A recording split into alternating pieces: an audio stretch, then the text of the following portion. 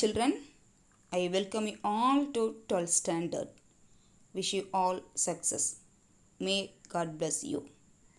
In today's class, we are going to discuss the first unit, basic concepts of chemistry and chemical calculations from inorganic chemistry. In this lesson, we are going to see classification of matter, atomic and molecular masses, mole concept, Avogadro number, molar mass, molar volume, gram equivalent mass, empirical and molecular formula, stoichiometry, limiting reagent, oxidation number and redox reactions. First, we are going to see the importance of chemistry. உண்ண உணவு, உடுக்க உடை, இருக்க இடம். In Tamil classical language means food to eat, cloth to wear and place to live. These are the three basic needs of human life. Chemistry plays a major role in providing these needs and also help us to improve the quality of life. Right from morning till night, the things which are used by us are made of chemicals. The oxygen we breathe and the water we drink and food we eat are made of chemicals. Chemistry has produced many compounds such as fertilizers, insecticides, etc. that could enhance the agricultural production. We build better and stronger buildings that sustain different weather conditions with modern cements, concrete mixtures and better quality steel. We also have better quality fabrics. Chemistry is everywhere in the world around us. Even our body is made up of chemicals. Continuous biochemical reactions occurring in our body are responsible for human activities. Chemistry touches almost every aspect of our lives, culture and environment. The world in which we are living is constantly changing and the science of chemistry continues to expand and evolve to meet the challenges of a modern world. Chemical industries manufacture a broad range of new and useful materials that are used in everyday life. Example, polymers, dyes, alloys, and life-saving drugs, etc. When HIV or AIDS epidemic began in early 1980s, patients rarely lived longer than a few years. But now many effective medicines are available to fight the infection and people with HIV infection have longer and better life. The understanding of chemical principles enabled us to replace the non-eco-friendly compounds such as CFS, that is chlorofluorocarbons, in refrigerators with appropriate equivalents and increasing number of green processes. There are many researchers working in different fields of chemistry to develop new drugs and environment friendly materials and synthetic polymers, etc. for the betterment of the society. As chemistry plays an important role in our day-to-day life, it becomes essential to understand the basic principles of chemistry in order to address the mounting challenges in our developing country. Now we are going to see classification of matter. Look around your room. What do you see? You might see your table, chair, window, books, notebooks, pen, pencil, etc. What are these things made of? They are made of matter. We know matter has mass and occupies space. So, how to define the term matter? Matter is defined as anything that has mass and occupies space. All matter is composed of atoms. This knowledge of matter is useful to explain the experiences that we have with our surroundings. In order to understand the properties of matter better, we need to classify them. There are different ways to classify matter. The two most commonly used methods are classification by their physical state, that is physical classification, and chemical classification. Now we are going to see how matters are classified by physical classification. Based on physical state, matters are classified into three states. They are solids, liquids, and gases. Now we can see examples for solids, liquids, and gases. Metals, then table, chair, ice are the some of the examples for solids. Then liquids, water, alcohol, milk, isn't it? Are the some of the examples for liquids.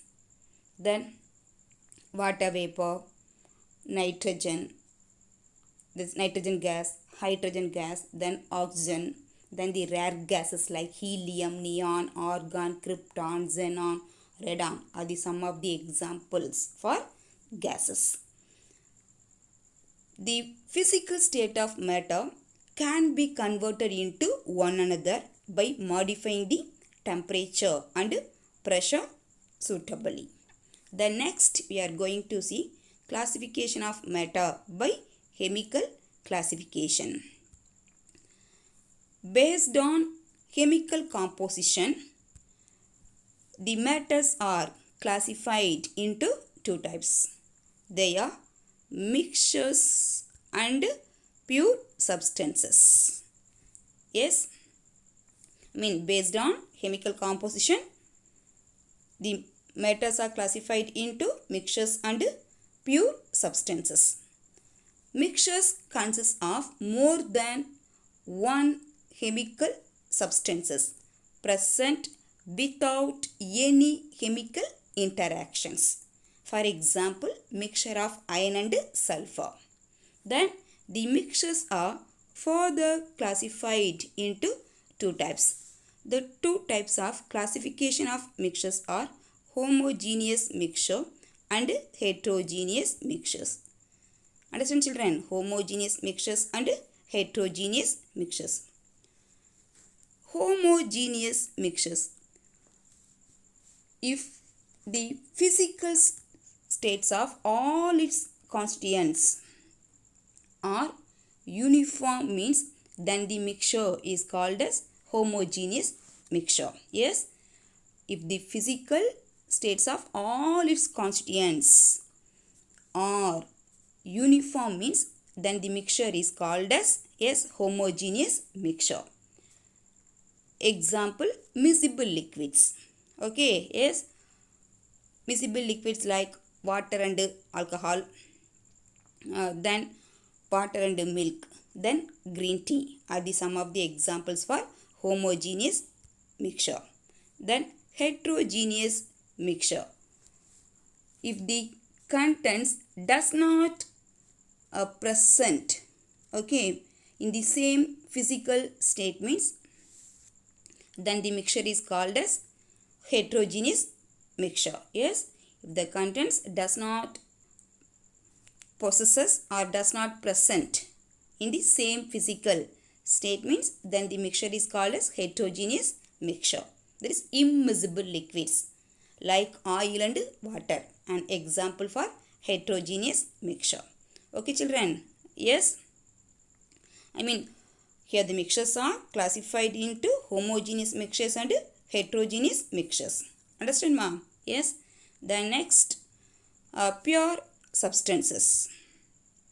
Yes, pure substances are composed of simple atoms or molecules. Yes, pure substances are composed of simple atoms or molecules. Okay, yes, they are further classified into two types. They are elements and compounds. Yes, pure substances are classified, okay, into two types. They are elements and compounds. Okay, yes, first we can see about element. An element consists of only one type of atom. Okay, an element consists of only one type of atom. We know atom is the smallest particle and electrically neutral. Yes, the atoms are made up of fundamental particles like electrons, protons and neutrons. Isn't it? Yes, atom is the smallest particle and are electrically neutral and are made up of fundamental particles like protons, electrons and neutrons. Okay, yes.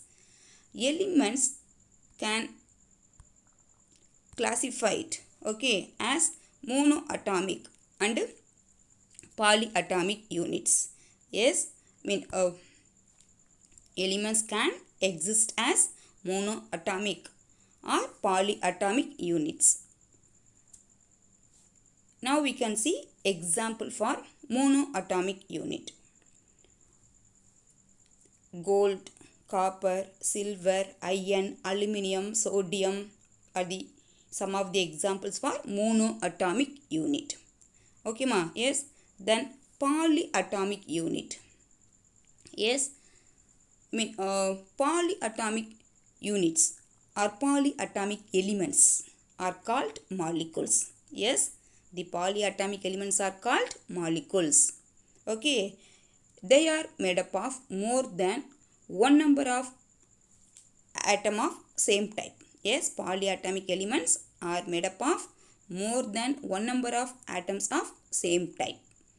The example for polyatomic units are hydrogen, yes, H2, then even oxygen, O2, the nitrogen, okay, yes, nitrogen, N2, okay, yes, then phosphorus, P4, then sulfur, S8 are the some of the examples for polyatomic elements or polyatomic unit.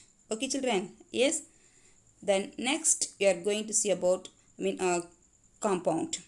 Compounds are made up of molecules which contain two or more atoms of different elements. Yes, compounds are made up of molecules which contain two or more atoms of different elements.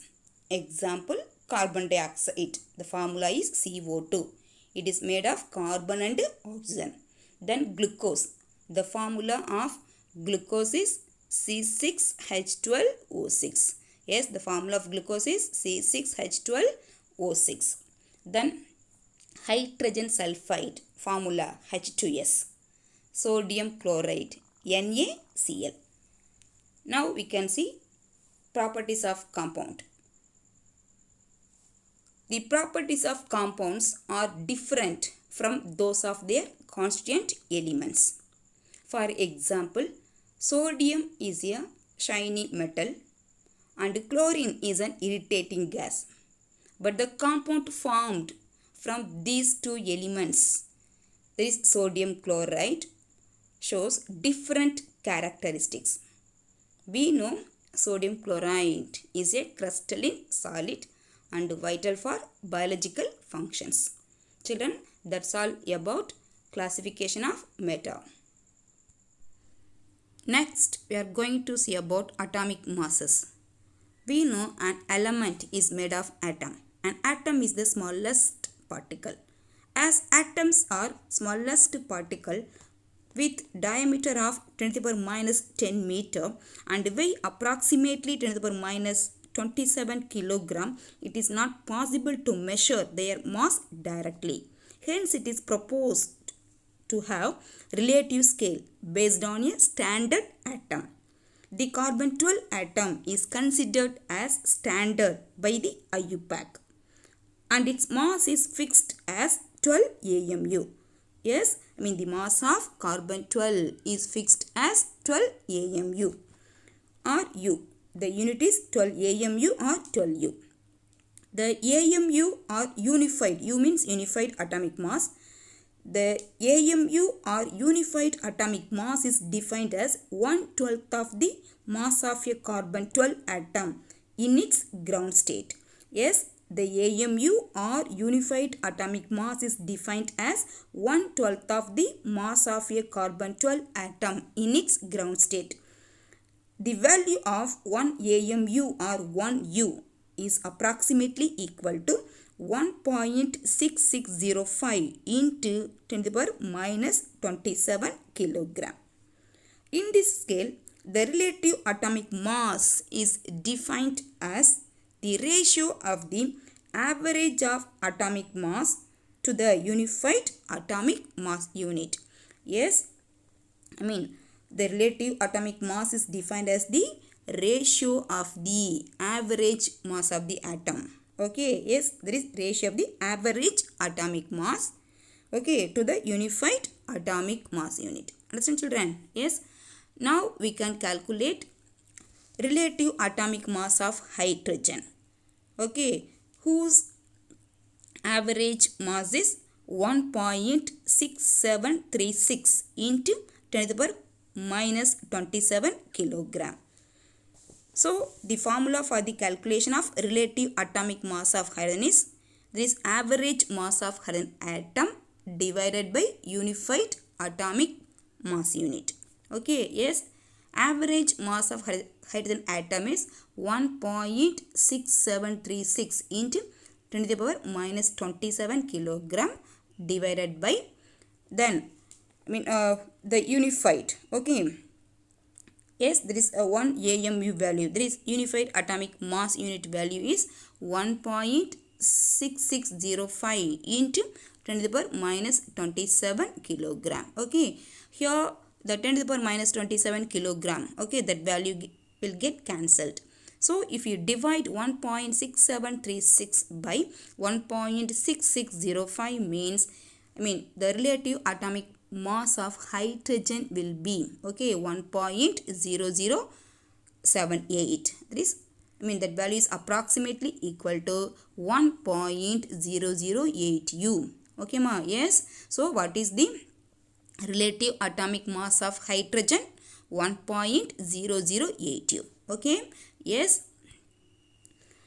Why we use average atomic mass means because most of the elements consist of isotopes. We know isotopes have same atomic number but have different mass number. That is, atoms of the same element have same atomic number but have different mass number are called isotopes. Isn't it? Yes. Now we can see the definition of average atomic mass. Average atomic mass is defined as the average of the atomic masses of all atoms in their naturally occurring isotopes. Yes, average atomic mass is defined as the average of the atomic masses of all atoms in their naturally occurring isotopes. Okay. Now we can calculate the average relative atomic mass of chlorine. Okay. Yes. We know there are two isotopes of chlorine. Okay. Yes, the two isotopes of chlorine are chlorine 1735. Yes, and chlorine 1737. Okay, 17 is the atomic number of chlorine. Then 35 and 37 are the mass number. Okay, mass number of chlorine. Okay. Yes, chlorine 1735. Yes, present in the ratio of 77%.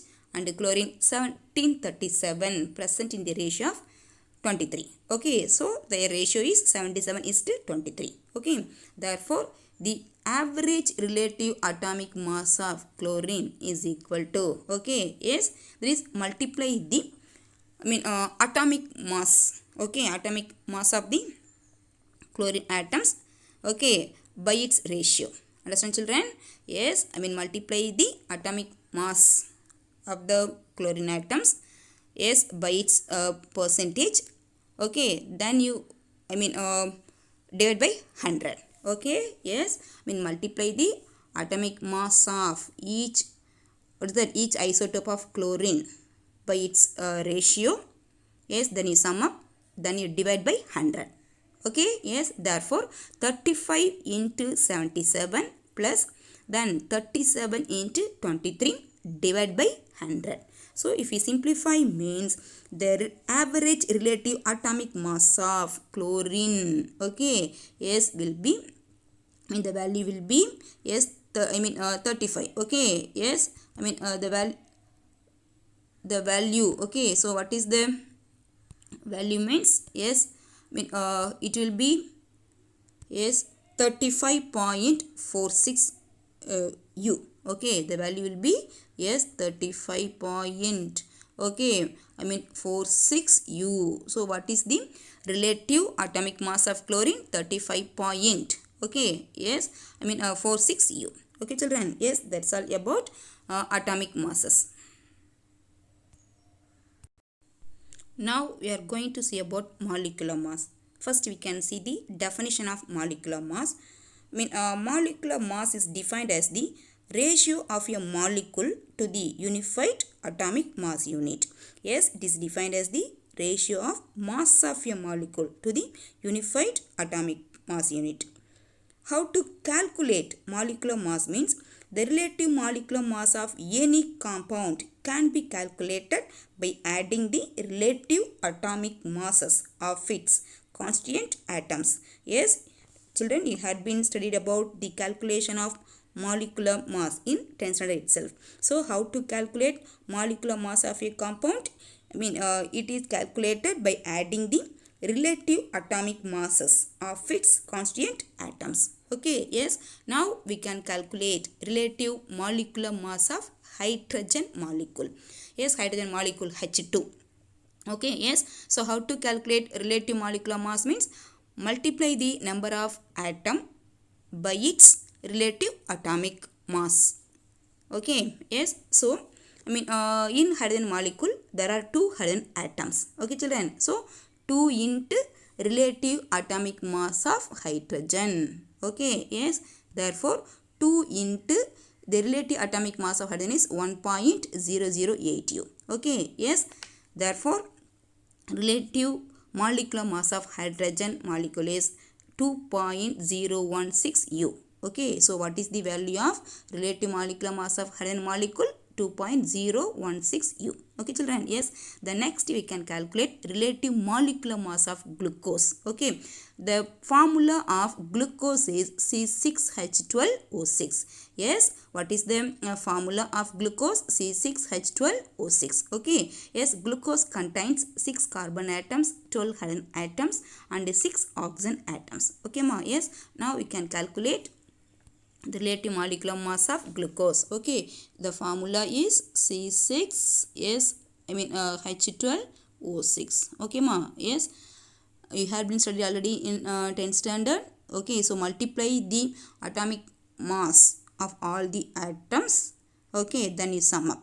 Okay, ma, yes, so there are 6 oxygen atoms. 6 into the atomic mass of oxygen is, yes, 16, that is equal to 96. Yes, then hydrogen, there are 12 hydrogen atoms. Okay, yes, 12 into the relative atomic mass of hydrogen is, we know 1 point, 1 point, okay, yes, 008. Okay, 1.008. So 12 into 1.008 is equal to 12 point, okay, 12.096. Okay, yes, then there are 6 carbon atom. Okay, yes, so 6 into the atomic mass of carbon is 12, Okay, that is equal to 72. Okay ma, yes. So now we have to add, yes, the 96, then 12.096 and 72. Okay, if we add, if we sum up, okay, all the masses means the relative molecular mass of glucose, okay, will be 180. Okay, 180 point, yes, 096 U. Okay, yes, I mean the unit is U. So what is the, I mean, a relative molecular mass of glucose? 180.096 U. Okay children, yes, that's all about molecular mass.